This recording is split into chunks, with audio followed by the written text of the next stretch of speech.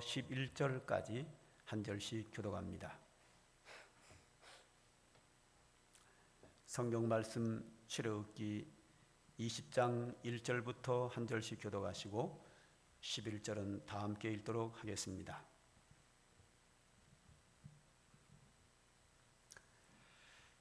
성경 말씀 출애굽기 20장 1절 제가 먼저 읽습니다. 하나님이 이 모든 말씀으로 말씀하여 이르시되 나는 너를 애굽 땅 종되었던 집에서 인도하여 낸 내 하나님 여호와니라.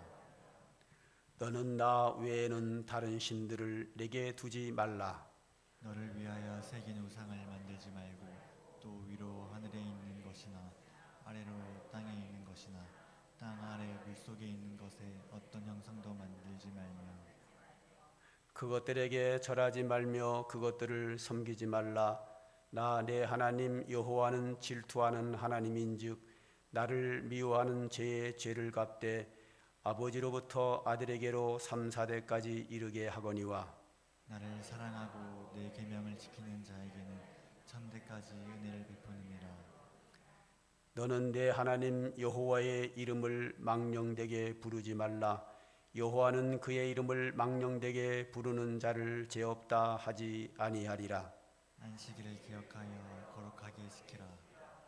여세 동안은 힘써 내 모든 일을 행할 것이나 일곱째 날은 내 하나님 여호와의 안식일인즉 너나 내 아들이나 내 딸이나 내 남종이나 내 여종이나 내 가축이나 내 문안에 머무는 객이라도 아무 일도 하지 말라. 이는 엿새 동안에 나 여호와가 하늘과 땅과 바다와 그 가운데 모든 것을 만들고 일곱째 날에 쉬었음이라. 그러므로 나 여호와가 안식일을 복되게 하여 그날을 거룩하게 하였느니라. 아멘. 우리나라는 이 명절을 맞이하면 제사 문화가 아주 깊이 뿌리 박혀 있습니다. 기독교만 제외하고 천주교부터 시작해서 모든 종교와 종교가 없는 사람까지 다 이때 제사를 지냅니다. 기독교만이 제사를 지내지 않습니다. 그러다 보니까 우리 주변에 대부분이 제사를 지내고 있고 또 텔레비전을 틀어도 다 제사를 지내고 있습니다.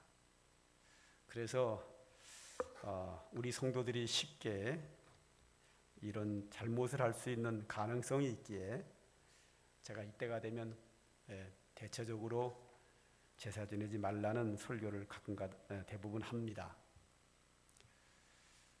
제가 어렸을 때 저는 모태신앙이다 보니까 초등학교 어려서부터 초등학교 들어가기 전부터 교회를 다녔죠. 그런데 아무도 저에게 제사 지내지 말라고 가르쳐주는 사람이 없었습니다. 우리 집안이 장손의 집안이다 보니까 이때가 되면 여지없이 작은 할아버지 이런 분들이 작은 아버지 이런 분들이 우리 집으로 다 모이십니다. 맛있는 음식을 싸갖고 오십니다. 그리고 꼭 제사를 지냅니다. 제가 남자다 보니까 어린 아이인데도 불구하고 제사에 참여를 시켰습니다. 우리가 6남매인데 딸들은 제외시키고 아들만 제사를 지내는데요. 아들 3명이 다 교회를 다니는데 제사상을 앞에 놓고 엎드려 절을 합니다. 그런데 그 절하는 게 왜 이렇게 웃겨요? 엉덩이 치켜들고 머리를 땅에 들고 음식에다 절하는 게 너무 웃겨가지고 제사 지낼 때마다 막 웃어요. 그래서 판을 다 깨놔요. 삼형제가 서로 쳐다보고 막 웃는 거예요. 엎드려 놓고서 너무 웃기는 거야. 이게 뭐 하는 짓이야 이래가지고 막 깔깔대고 막 웃어가지고 다 판을 깨놓거든요. 그런 경험이 제사 때마다 그런 경험이 늘 있었습니다. 나중에 가서야 그 제사가 얼마나 큰 죄악인지 알았고 그 당시에는 아무도 가르쳐주는 사람이 없어서 그렇게 됐습니다. 모태신앙이라고 하는 것은 우리 어머니가 교회를 다녔기 때문에 같이 뱃속에서 교회를 다닌 거고요. 아버지와 우리 박씨 집안에는 예수 믿는 사람이 하나도 없었습니다.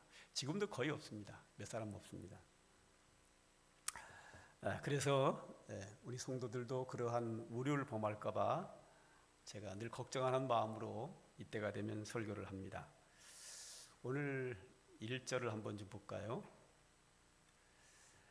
하나님이 이 모든 말씀으로 말씀하여 이르시되 나는 너를 애굽 땅 종되었던 집에서 인도하여 낸 내 하나님 여호와니라. 하나님께서 십계명을 주시면서 3절부터 십계명을 주시면서 1절 2절이 뭐라 그러냐면 나는 너희를 애굽 땅에서 종으로 노예로 살고 있는 너희를 건져서 축복의 땅 가나안으로 인도하는 내 하나님이다. 즉 나는 너희를 값없이 너희에게 은혜를 베풀었다. 너희를 애굽에서 구원한 자다. 그러므로 너희는 내 말을 들어야 한다. 그러면서 이 계명은 이스라엘 백성과 하나님과의 약속입니다. 너희는 내 말씀의 계명을 순종하고 그러면 나는 너희에게 복을 주리라. 그러니까 이스라엘 백성들이 하나님께 해야 될 의무는 하나님의 말씀에 순종하고 하나님은 그들에게 복을 주리라. 이것이 하나님과 이스라엘 백성과의 약속입니다. 이걸 성경적 언어로, 신학적 언어로 언약이라고 그럽니다. 성경에 그런 단어가 많이 나옵니다. 하나님과 이스라엘 백성과 맺은 언약, 말로 약속한 계약이라는 겁니다. 자, 그러면 어떤 약속이 있는가 한번 보죠. 3절입니다. 너는 나 외에는 다른 신을 내게 두지 말라. 즉 다른 신을 섬기지 마라. 이 10계명은 오늘은 1계명부터 4계명까지 보고 다음 주에는 5계명부터 10계명까지 볼 텐데요. 이 10가지 계명은 하나님이 친히 돌판에다가 새깁니다. 이 돌판에 새기는 그 목적이 뭐냐면 영원히 이 말을 기억하라는 겁니다. 바뀌지 않는다는 거예요. 이 성경은 종종 하나님 말씀을 너희 마음판에 새겨라. 이 마음판에 새길 때 뭘로 새기죠? 철필로 새겨요. 돌에다가 글씨를 쓸 때는 새길 때는 철로 새기거든요.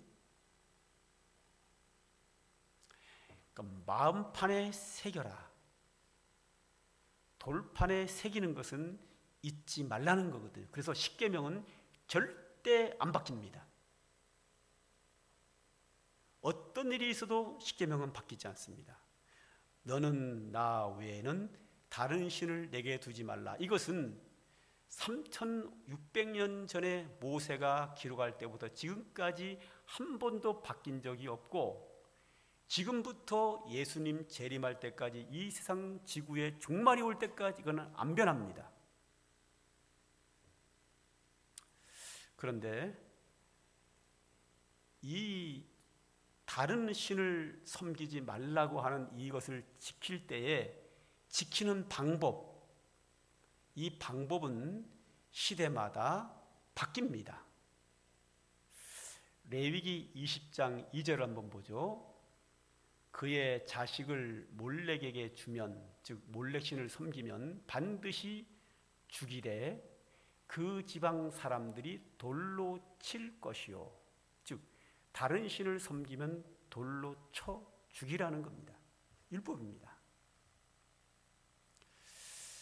이 사람들이 착각을 하는 게 뭐냐면 이 율법을 지금 지키면 큰일 나죠. 다른 신을 절에 갔다고 해서 돌로 쳐 죽이면 큰일 나죠. 그러니까 율법이 폐해졌다 그러는데 성경은 율법이 폐했다는 것이 나온 적이 없습니다. 율법 중에서 의식, 제사 의식 이런 것은 바뀌었지만 율법에 지켜야 할 내용들은 절대 바뀌지 않습니다. 안 바뀝니다. 그런데 이 말씀을 지금 적용하면 무당 다 죽이라 그러거든요. 성경이. 죽이면 큰일 나죠. 그러니까 폐해졌다 그러는데 폐해진 게 아니고 시대마다 환경이 다르면서 지키는 방법이 달라진 겁니다. 자, 이 당시에는 이스라엘 백성 전체가 하나님을 믿고 이스라엘 백성 전체가 하나님의 백성이기 때문에 하나님이 주신 율법이 이스라엘 나라의 헌법입니다. 헌법에 의해서 그들은 무조건 지켜야 되고, 이 헌법에 사람이 이방신을 섬기면 돌로 쳐 죽이라고 했기 때문에 돌로 쳐 죽여도 아무 문제가 없습니다. 우리나라 헌법이 있죠. 헌법대로 지켜 행할 때 죄를 지어서 감옥에 집어넣어도 아무 문제가 없습니다. 헌법이니까. 그런데 오늘날에 대한민국이라고 하는 사회는 기독교인이 10%가 안 됩니다. 다른 종교 사람들이 훨씬 많고 아무 종교도 없는 사람이 훨씬 많고, 이 나라가 따로 만든 국가의 헌법이 있습니다. 그거에 의해서 진행돼 나갑니다. 그렇기 때문에 율법은 이스라엘 백성들에게는 헌법이기 때문에 다른 신을 섬기는 자는 돌로 쳐 죽여도 되지만, 오늘 우리에게서는 다른 신을 섬기는 자를 돌로 쳐 죽이면 헌법에 접촉이 돼서 감옥을 가게 됩니다. 그래서 이것은 그대로 실행될 수 없습니다. 다른 신을 섬기지 말라는 것은 변함이 없지만 어떻게 지키느냐는 방법은 달라집니다. 한번 신명기 17장 7절 한번 보죠. 이런 자를 죽이기 위하여 증인이 먼저 그에게 손을 댄 후에 뭇 백성이 손을 댈지니 너는 이와 같이 하여 너희 중에서 악을 제할지니라. 죄를 지은 자를 돌로 쳐 죽이는데 그 이유가 신중하게 하라. 증인이 있어야 된다. 증인이 먼저 돌로 던진 후에 마을 사람들이 돌로 쳐서 죽여라 이거죠. 확실하게 죄 지은 게 맞느냐? 그러면 돌로 쳐 죽이는 그 이유가 있어요. 목적이 뭐냐면 그래서 너희 중에 악을 제하려고. 하나님의 율법을 지키지 않는 자의, 율법 중에 여러 가지가 있는데 그 중에서 아주 악한 죄에 대해서는 돌로 쳐 죽이게 했는데, 그 아주 악한 죄에 대해서 돌로 쳐 죽이는 이유는 악을 제거하려고. 악을 제거하려고 돌로 쳐 죽이는 것이기 때문에 오늘날 우리는 대한민국 헌법이 따로 있기 때문에 다른 신을 섬긴다고 해서 돌로 쳐 죽일 수는 없고, 목적이 뭐예요? 악을 제하려고 하는 거예요. 다른 신을 섬기는 악을 제하려고 하는 거거든요. 우리는 다른 신을 섬기지 않도록 악만 제하면 돼요. 그게 뭐죠? 전도예요. 전도해서 예수 믿으면 다른 신을 안 섬기게 돼 있어요. 제가 지난주에 말씀드렸죠. 우리의 성도 중 몇 사람이 전에 무당이었단 말이죠. 율법에 의하면 무당을 돌로 쳐 죽이라 그랬어요. 근데 그 무당을 돌로 쳐 죽이면 큰일 나죠. 근데 무당은 죽여야 된단 말이죠. 죽였죠. 어떻게 죽였죠? 무당이 예수 믿고 집사가 됐어요. 무당은 죽었잖아요. 할렐루야. 네. 무당이 죽고 새 사람으로 누가 나타났죠? 성도가 나타난 거예요. 할렐루야. 이런 식으로 이 악한 율법을 범하는 자에게 죽이라는 목적이 뭐예요? 악을 제거하려고. 무당 같은 사람을 죽여야 돼요. 그런데 돌로 때려 죽일 수는 없고, 그 사람에게 예수 믿어서 옛사람은 죽고 새 사람으로 하나님의 자녀로 태어나면 무당은 죽은 거예요. 할렐루야. 이번 이렇게 적용을 해요. 상황이 바뀌었어요. 그 다음에 두 번째 계명을 가볼까요? 우상을 섬기지도 말고 만들지도 말라. 이건 변하지 않는 거예요. 절대 변하지 않아요. 근데 천주교는 바뀌어요. 이게 변해요. 저는 천주교에 가봤어요.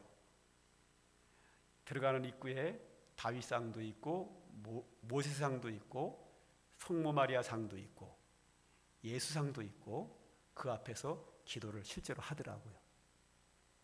근데 성경은 뭐라 그래요? 너를 위하여 새긴 우상을 만들지 말고 하늘에 있는 것이나 땅에 있는 것이나 땅 아래 물속에 있는 어떤 형상도 만들지 말며 그것들에게 절하지 말고 섬기지 말라. 즉 하늘에 있는 천사 만들지 마라. 예수상 만들지 마라. 성모 마리아상 만들지 마라. 그 어떤 산도 만들지 말고 섬기지 마라. 근데 그들은 하고 있단 말이야. 잘못된 거죠.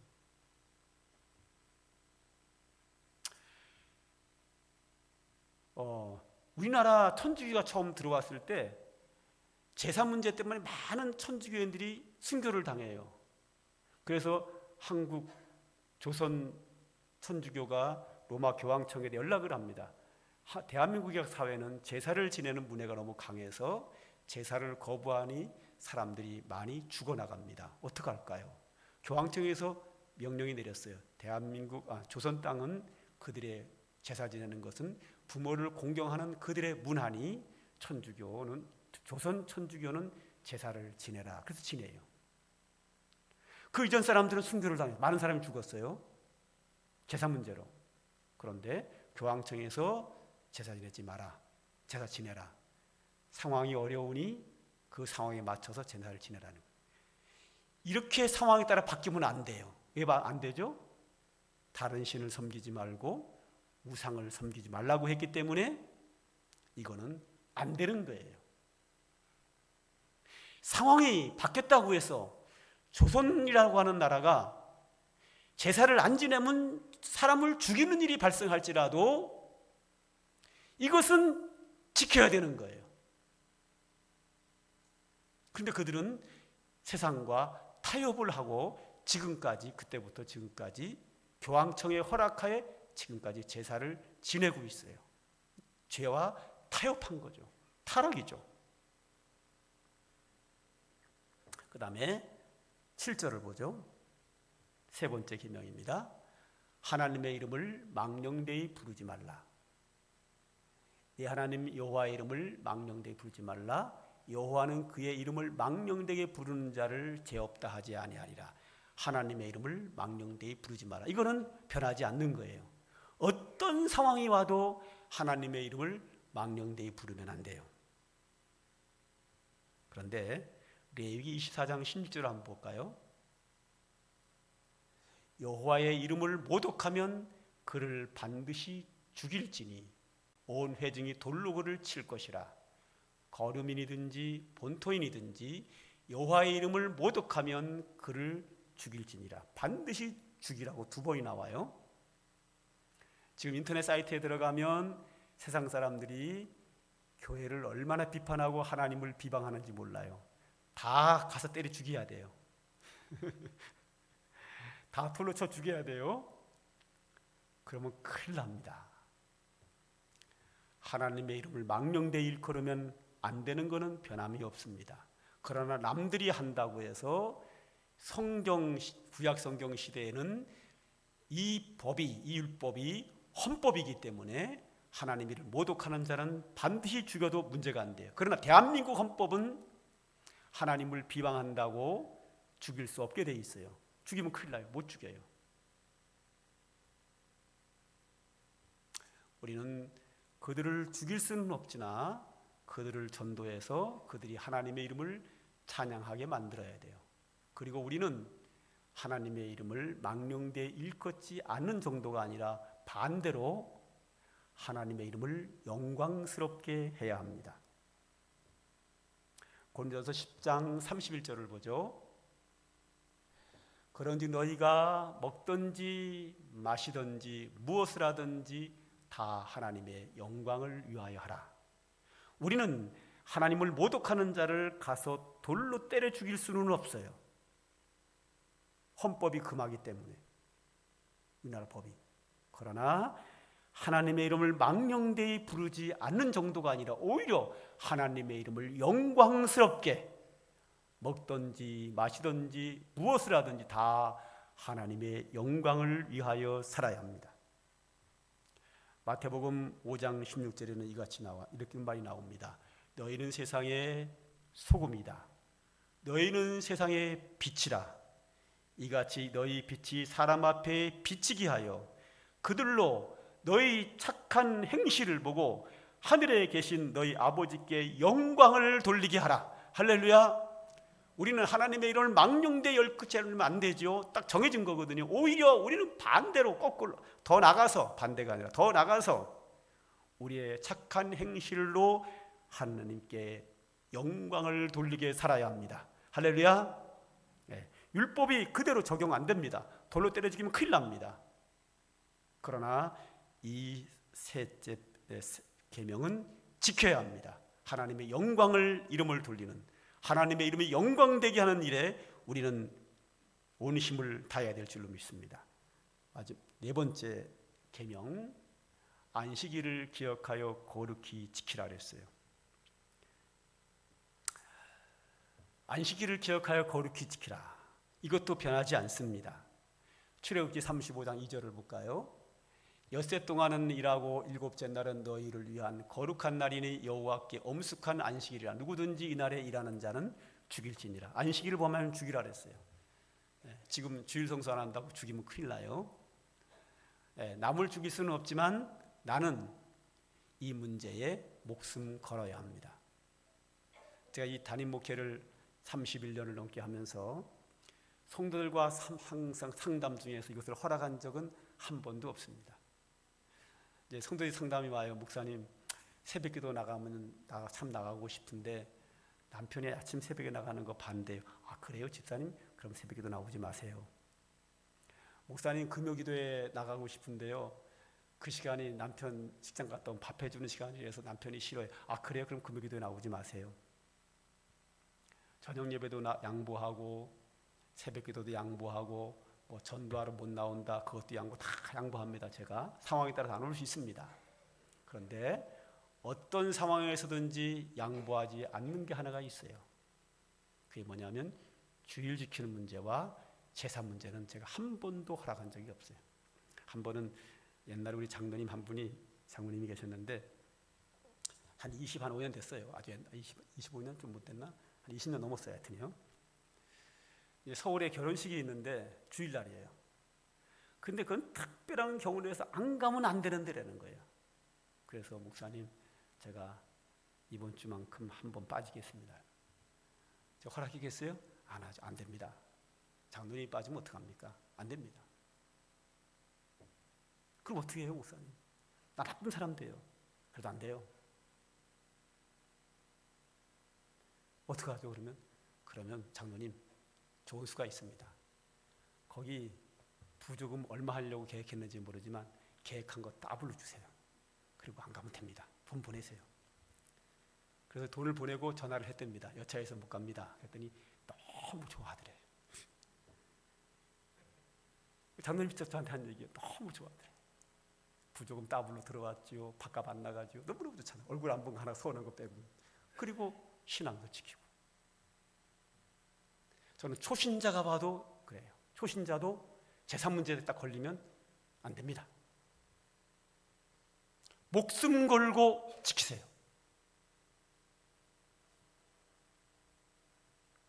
목숨 걸어야 되는 문제입니다. 두 가지는.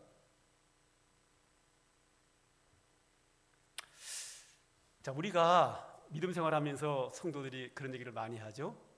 하나님 사랑해요. 예수님 사랑해요. 그런 말을 많이 써요. 근데 여러분, 제가 저에게서 내가 하나님을 사랑한다, 사랑합니다, 예수님 사랑합니다, 이런 말을 하는 거 본 적 있어요? 제가 거의 안 합니다. 왜 안 하냐면 이 사랑한다 그럴 때 연인끼리 사랑한다 쉬운 얘기고, 내가 내 아랫사람을 사랑한다라는 거는 쉬워요. 근데 윗사람에게 얘기할 때는 사랑합니다 보다는 존경합니다. 이게 잘 어울려요. 더군다나 천지만물을 창조하시고 그 존귀하고 영광스러운 하나님을 사랑한다는 말은 굉장히 어색해요. 사랑은 내리사랑이에요. 윗사람이 아랫사람을 사랑한다 할 때는 아주 자연스러워요. 근데 아랫사람이 윗사람을 사랑한다 할 때는 약간 좀 불편한, 어색한 게 있어요. 특히 저 같은 개인적으로 하나님을 사랑한다는 건 굉장히 어색해요. 그래서 거의 기도할 때 하나님 사랑합니다는 말을 안 합니다.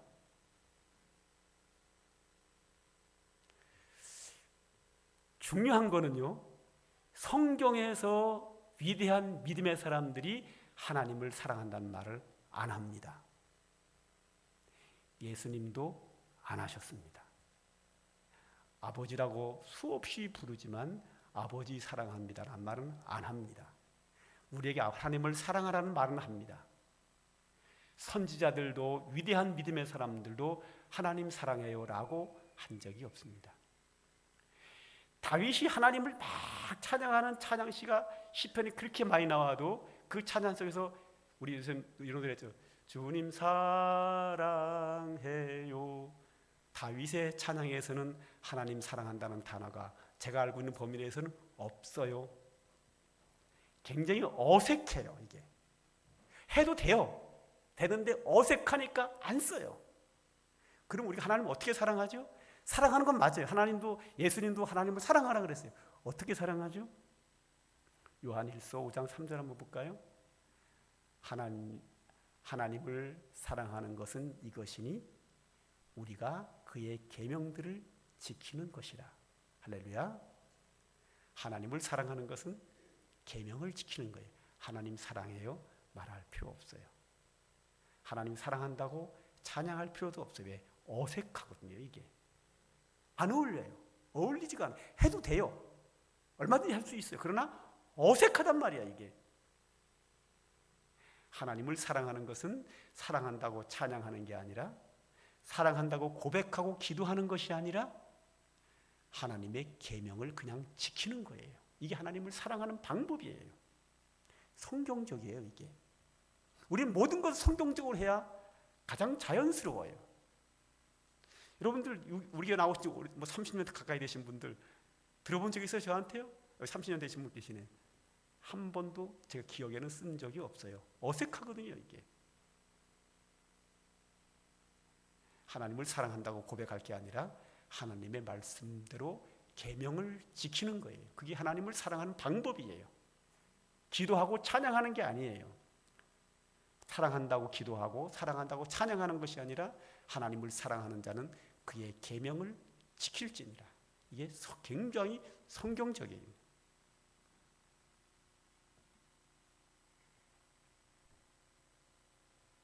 역대하를 보죠. 34장 31절이에요. 여호와 앞에서 언약을 세우되 마음을 다하고 목숨을 다하여 여호와를 순종하고 그의 계명과 법대와 율례를 지켜 이 책에 기록된 언약의 말씀을 이루라. 하나님의 사랑하는 방법 뭐라고요? 계명을 지키는데 어떻게 지켜요? 마음을 다하고 목숨을 다하여 사랑하는 거예요. 목숨을 다하여 계명을 지키는 거예요. 그런데 내 이웃은 어떻게 사랑해야죠? 내 몸처럼 사랑해요. 내 이웃을 내 목숨을 다하여 사랑하는 말은 없어요. 내 이웃은 내 몸처럼 사랑하고 하나님은 내 몸보다 더 사랑해야 되죠. 얼마큼 더? 목숨 바쳐서 사랑하라. 그런데 하나님을 목숨 바쳐서 사랑하는 방법은 뭐예요? 계명과 법도와 율례를 지켜 행하라. 하나님 말씀을 순종하라는 거예요. 예수님께서 하신 말씀 볼까요? 마태복음 22장 36절 40절 깁니다. 선생님, 율법 중에서 어느 계명이 큽니까? 율법사가 예수님께 질문합니다. 율법 박사죠. 박사님이 예수님께 율법 중에 어느 계명이 큽니까? 라고 율법을 잘 아는 박사님이 질문했어요. 예수께서 이르시되 내 마음을 다하고 목숨을 다하고 뜻을 다하여 주 너희 하나님을 사랑하라 하셨으니 이것이 크고 첫째 되는 계명이요 둘째도 그와 같으니 내 이웃을 내 자신과 같이 사랑하라 하였으니 이 두 계명이 온 율법과 선지자의 대강령이니라. 마음을 다하고 목숨을 다하고 뜻을 다하여 주 너희 하나님을 사랑하라. 내 이웃은 내 몸처럼 사랑하지만 하나님을 사랑하는 것은 내 몸을 바쳐 내 목숨보다 더 사랑하라 이거죠. 그런데 내 목숨보다 더 사랑하는 방법이 뭐예요? 계명을 지키라는 거예요. 이 두 계명이 하나님을 사랑하는 이 계명이 율법과 선지자의 강령이라 그랬어요. 우리는 하나님을 사랑해요라는 고백보다는 하나님의 말씀을 순종하고 사는 것이, 하나님의 계명을 지키는 것이 훨씬 더 자연스럽고 훨씬 더 바른 신앙생활입니다.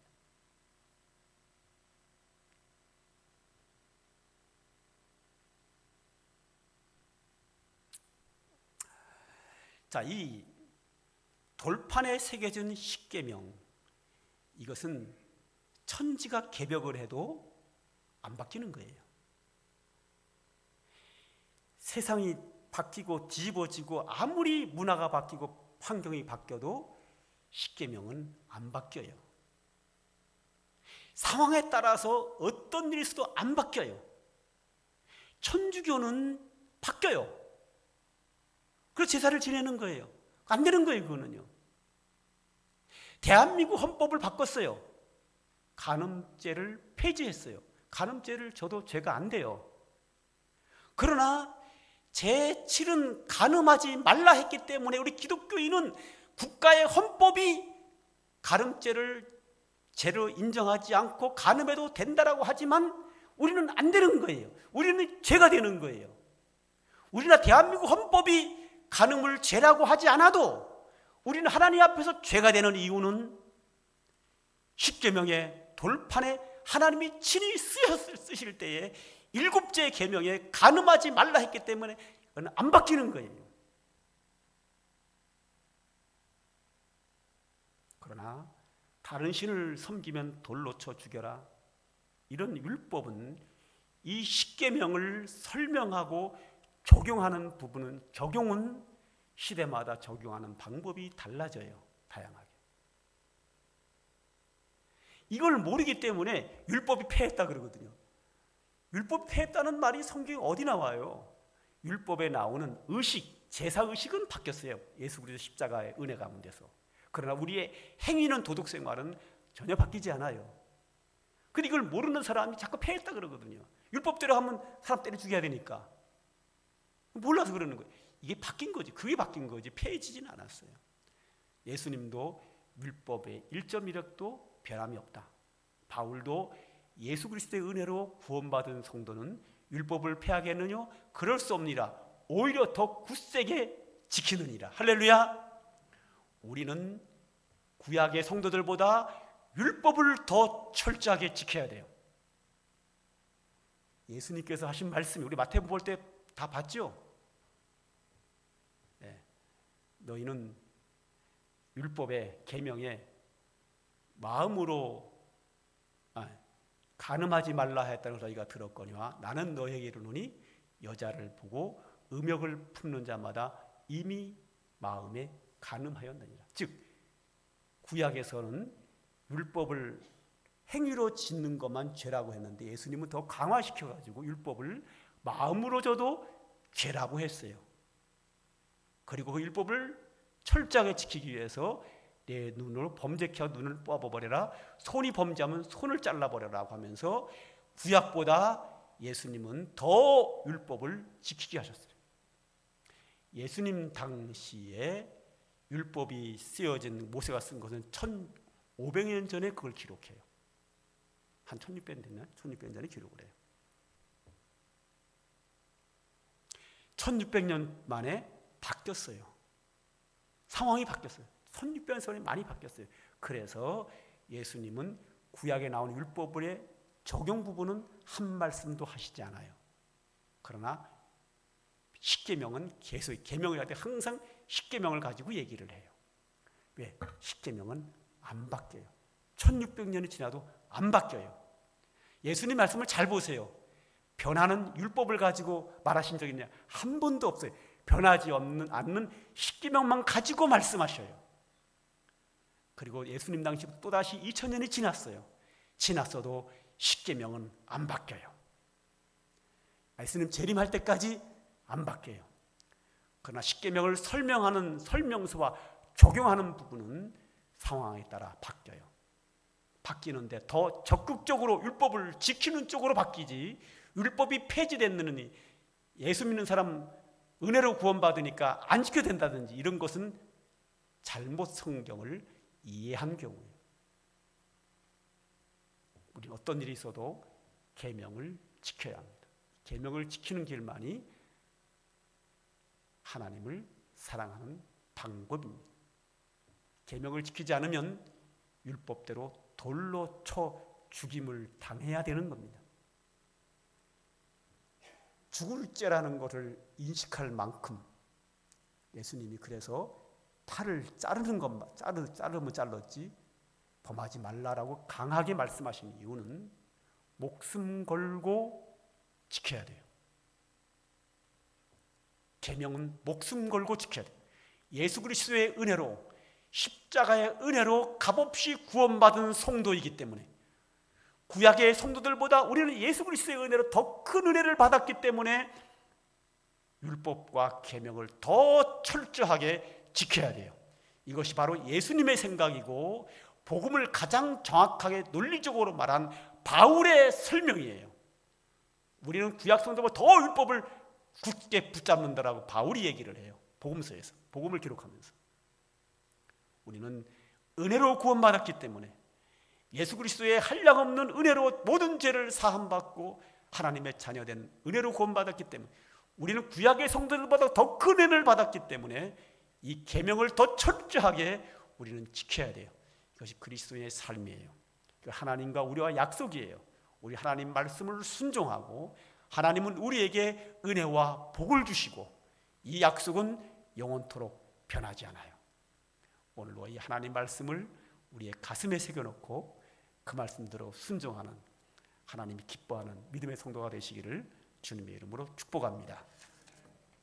기도하겠습니다. 하나님 아버지, 오늘도 우리에게 귀한 말씀 주신 것 감사합니다. 오늘도 이 말씀이 우리 가슴 속에 살아 역사하여 주의 은혜로 살아가는 저희들 되게 하옵소서. 하나님을 기쁘게 하는 우리의 믿음 생활 되게 하여 주옵소서. 우리가 연약합니다. 아버지, 너무 자주 넘어집니다. 실수합니다. 부족한 저희들을 불쌍히 여기셔서 오늘도 주의 성령으로 우리에게 충만하게 하셔서 능히 감당케 하여 주시옵소서. 예수님의 이름으로 기도합니다. 아멘. 찬송가 27장입니다. 우리 찬송